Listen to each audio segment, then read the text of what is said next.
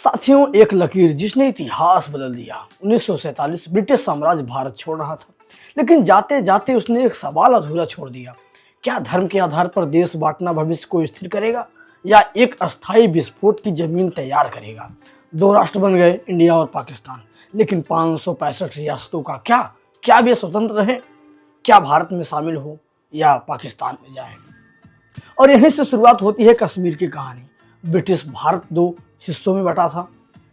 सीधे ब्रिटिश शासन वाले प्रांत थे और जो था देसी रियासतें। ब्रिटिश सरकार ने साफ कहा कि रियासतें अपनी मर्जी से भारत या पाकिस्तान में शामिल हो सकती हैं, लेकिन समस्या ये थी कि कई रियासतों में शासक और जनता का धर्म अलग था।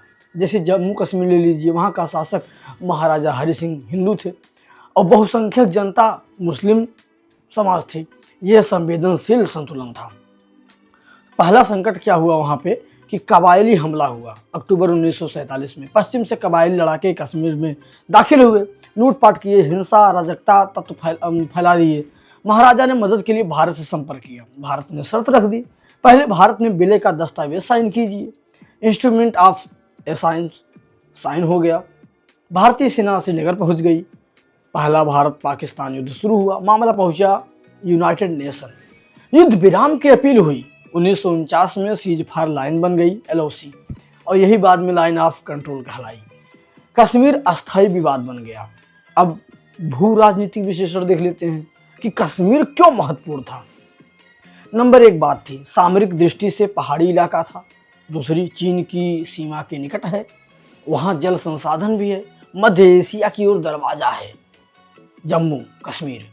तो 1947 का निर्णय सिर्फ क्षेत्रीय नहीं था, यह भविष्य की सुरक्षा रणनीति का हिस्सा बन गया। 1947 का संघर्ष एक दुर्घटना नहीं था, यह कई कारकों का परिणाम था। जल्दबाजी में विभाजन हुआ, सीमांकन की अस्पष्टता रही, अविश्वास रहा लोगों पर, अंतर्राष्ट्रीय राजनीति, और सबसे बड़ी बात, यह सिर्फ एक युद्ध नहीं था, यह एक लंबे संघर्ष की शुरुआत थी।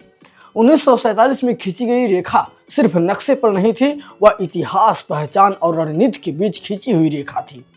और उसी से जन्मा वह प्रश्न जो आज भी पूरी तरह हल नहीं हुआ।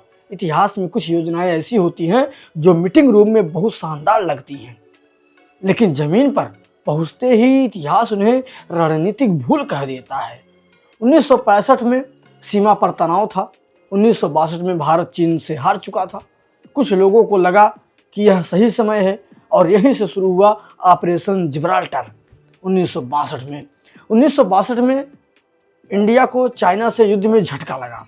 सेना पुनर्गठन में लगी थी, राजनीतिक नेतृत्व दबाव में था। इधर पाकिस्तान में ये आकलन हुआ कि भारत अभी कमजोर है, और जब रणनीतिक आकलन भावनाओं से किया जाए तो इतिहास नोट्स बना लेता है।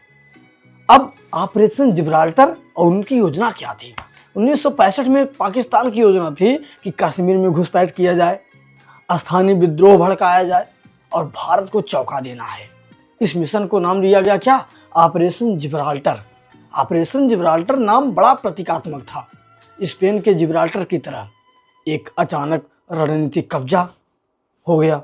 योजना ये थी कि कश्मीर की जनता उठ खड़ी होगी, लेकिन इतिहास की सबसे बड़ी समस्या यह है कि वह अनुमान से नहीं चलता।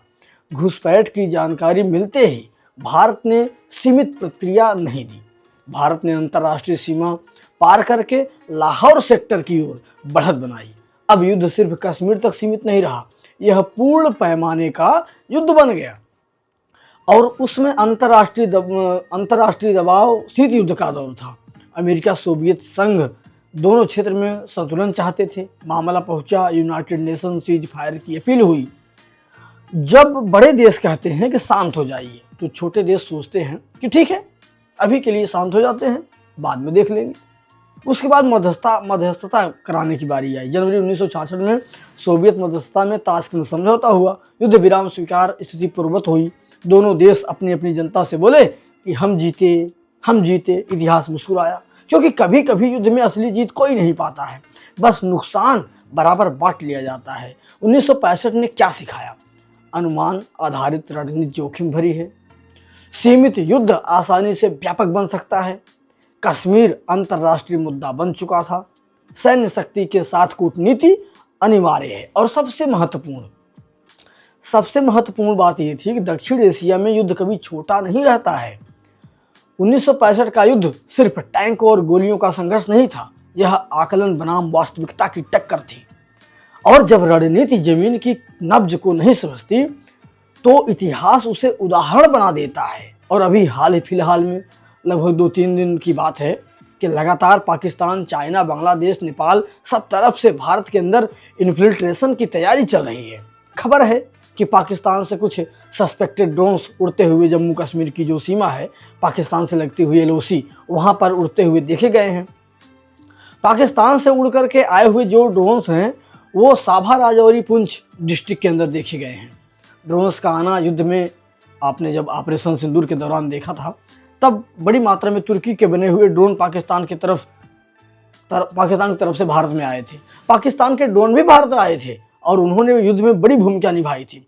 लेकिन अब युद्ध फ्रंट लाइन पर ना होकर के ड्रोन्स के थ्रू, मिसाइलों के थ्रू हो रहे हैं। और इस वक्त भारत की सीमाओं पर जो हो रहा है वो सिर्फ एक खबर नहीं है, ये एक संकेत है, एक पैटर्न है, या शायद एक बड़ी तैयारी भी हो सकती है। पाकिस्तान से उड़ते संदिग्ध ड्रोन जम्मू के पुंछ, राजौरी सेक्टर में हलचल हुई है। जैसे मोहम्मद के सरगना की कथित धमकी मिली है।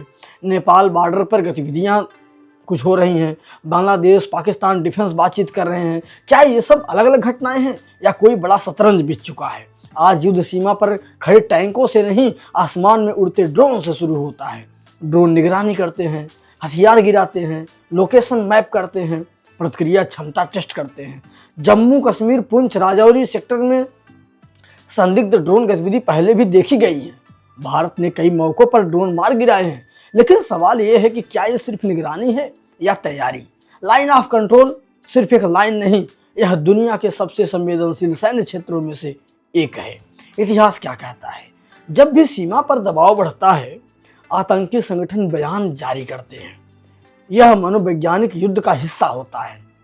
लेकिन अगर ड्रोन गतिविधि के साथ बयानबाजी भी साथ में हो तो इसे सुरक्षा एजेंसियां पैटर्न रिकॉग्निशन के रूप में देखती हैं। और यहाँ सवाल ये है कि क्या लॉन्च पैड फिर सक्रिय है? क्या इन्फिल्ट्रेशन विंडो तलाशा जा रहा है? आज का युद्ध 3 परतों में होता है। Number 1, physical layer, drone missile घुसपैठ के साथ। दूसरा, information layer, fake news narrative war होता है। नंबर 3, डिप्लोमेटिक लेयर, लॉबिंग, अंतर्राष्ट्रीय दबाव। अगर तीनों एक साथ चले तो उसमें हाइब्रिड ऑफेंसिव मॉडल कहा जाता है। क्या भारत इस मॉडल का सामना कर रहा है?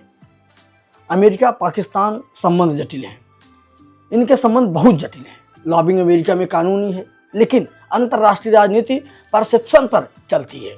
अगर पाकिस्तान को यह लगे कि उसे अंतर्राष्ट्रीय मंच पर नैरेटिव स्पेस मिल रहा है तो उसका आत्मविश्वास बढ़ता है। और यही आत्मविश्वास कभी कभी जोखिम भरे कदमों में बदलता है। 1971 सिर्फ एक युद्ध नहीं था, वो मनोवैज्ञानिक पराजय थी। बांग्लादेश का निर्माण पाकिस्तान की सैन्य स्मृति में आज भी दर्ज है। सुरक्षा विश्लेषक मानते हैं कि राष्ट्रों की रणनीतिक सोच में ऐतिहासिक अपमान दशकों तक असर डालते हैं। भारत मल्टी अलाइनमेंट नीति पर चलता है। रूस से रक्षा संबंध, अमेरिका से रणनीतिक साझेदारी और मध्य पूर्व से ऊर्जा संतुलन। लेकिन अगर वैश्विक शक्ति संतुलन बदलता है तो क्षेत्रीय खिलाड़ी अवसर तलाशते हैं। क्या पाकिस्तान अवसर देख रहा है? बांग्लादेश और नेपाल एंगल थोड़ा देख लिया जाए। खुली सीमाएं हैं, सुरक्षा चुनौती भी होती हैं और सामाजिक पुल भी। कट्टरपंथ की रिपोर्ट्स, डिफेंस वार्ता की खबरें, सीमा गतिविधियां, इन सबको अगर एक साथ देखने की जरूरत है। और अगर इन सबको एक साथ देख लिया जाए तो सुरक्षा एजेंसियां अर्ली वार्निंग इंडिकेटर पर काम करती हैं। तो भारत की तैयारी क्या है? Anti drone system, border surveillance, civilians, bunker radiance, multi layer diplomacy. Bharat reactive defence नहीं, प्रोटेक्टिव डिटरेंस मॉडल अपना रहा है। तो क्या भारत घिर चुका है? सवाल यही था कि तो क्या भारत घिर चुका है? उत्तर है नहीं। लेकिन भारत सतर्क है। क्या खतरा वास्तविक है? सीमाई सुरक्षा हमेशा वास्तविक होती है। क्या युद्ध तय है? बिल्कुल नहीं। लेकिन तैयारी तो अनिवार्य है। सीमाओं पर ड्रोन उड़ सकते हैं, बयान आ सकते हैं, नैरेटिव फैल सकते हैं, लेकिन भारत की असली ताकत उसकी तैयारी, उसकी कूटनीति और उसके 140 करोड़ नागरिकों की स्थिरता है। उसके पास, भारत के पास। तो वीडियो अगर पसंद आया हो तो वीडियो को लाइक करिएगा, चैनल को सब्सक्राइब कर लीजिएगा, क्योंकि ऐसे ही वीडियो आप सबको इस चैनल पर देखने के मिलेंगे। ठीक है, चलते हैं, जय हिंद, मिलते हैं आपसे अगले वीडियो में।